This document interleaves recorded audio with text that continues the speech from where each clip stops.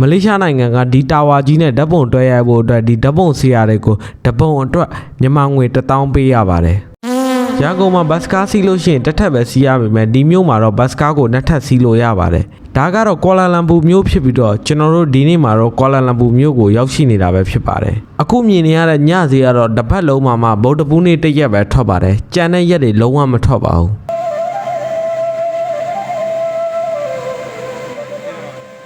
ဒီနေ့ဗီဒီယိုမှာတော့မလေးရှားနိုင်ငံပြည်နန်းမြို့ကနေပြီးတော့ကွာလာလမ်ပူသွားတဲ့ vlog ကိုရိုက်ပြပေးသွားမှာဖြစ်ပြီးတော့ဒီမှာတွေ့ကြုံခဲ့တဲ့အမှတ်တရတွေကိုပြန်ပြီးတော့ sharing လုပ်သွားမှာပဲဖြစ်ပါတယ်ဒီမြို့ကတော့ဂုံးတက်ဂုံးစင်တော်တော်လေးကိုများပါတယ်ကျွန်တော်တို့မြို့ကိုရောက်လာကျွန်တော်တငယ်ချင်းကလာချိုးပါတယ်ဒီဗီဒီယိုတွေကတော့လွန်ခဲ့တဲ့9လောက်ကျော်လောက်ကရိုက်တာဖြစ်ပြီးတော့ကျွန်တော်ရဲ့မျက်နှာလေးကတော့နည်းနည်းလေးပြောင်းလဲနေတာကိုတွေ့ရမှာပဲဖြစ်ပါတယ်ဒါကတော့အပေါ်ကနေကြည့်တဲ့ view ပေါ့နော်နောက်ပြီးတော့လို့ရှိရင်ဒီအဆောက်အုံနဲ့ပတ်သက်ပြီးကျွန်တော်ပြပြမယ်ပေါ့နော်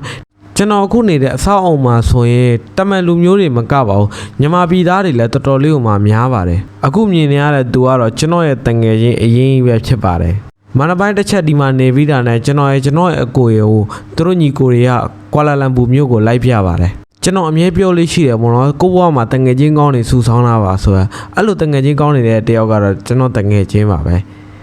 သူကျွန်တော်ကိုခေါ်သွားတဲ့အချိန်မှာ view ကတော်တော်လေးကိုမှလှနေပါတယ်မိတ်ဆွေတို့ကိုယ်တိုင်ပဲကြည့်လိုက်ပါဒီမှာတိုက်စီသုံးတာတဲ့ Grab taxi ကသုံးတာပို့ပြီးတော့များပါသေးတယ်ကျွန်တော်တို့ညနေပိုင်းရောက်တဲ့အချိန်မှာ view ကတော်တော်လေးကိုမှစတင်လှပနေပါပြီမလေးရှားနိုင်ငံကိုလာလို့ရှိရင်ဒီနေရာကိုမဖြစ်မနေလုံးဝလာသင့်ပါတယ်ကမ္ဘာတဝန်းခရီးသွားတွေကမြန်မာနိုင်ငံသားတွေကနိုင်ငံခြားသားတွေကအကုန်လုံးဒီနေရာမှာပဲရှိနေကြပါတယ်ရန်ကုန်ကဘတ်စကားတွေမှာတစ်ထပ်ပဲရှိကြပေမဲ့ဒီကွာလာလမ်ပူမြို့ရဲ့ဘတ်စကားတွေမှာတော့ဒီလိုမျိုးအပေါ်တစ်ထပ်အောက်တစ်ထပ်ဆိုပြီးရှိကြတယ်ပေါ့နော်အပေါ်ဘက်ကတော့ပို့ပြီးတော့ view ကောင်းပါတယ်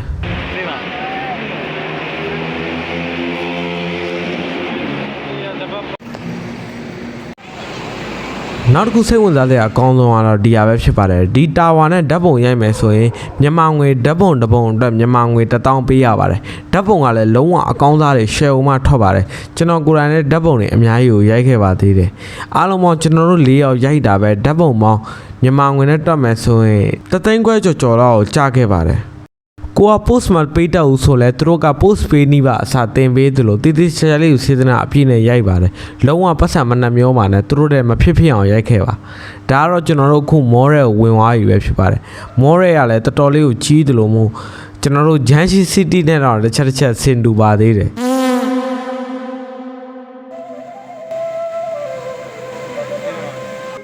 ဒါကတော့မောအပြင်ဘက်ကရှုခင်းပဲဖြစ်ပြီးတော့တော်တော်လေးကိုမှကြီးရတာစိတ်ချမ်းသာပါတယ်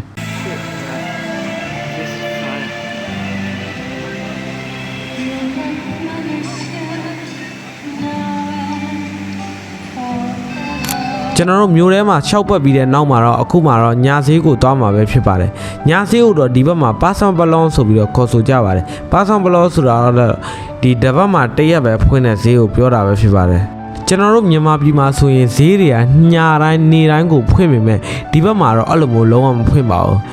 အခုလာတဲ့ညဈေးဆိုရင်သူကတပတ်လုံးနေမှာဗုဒ္ဓဘူးနေ့တစ်ရက်ပဲဈေးဝယ်လို့ရပါတယ်တပတ်လုံးကိုမှညဘက်တစ်ချိန်ပဲဖွင့်ပါတယ်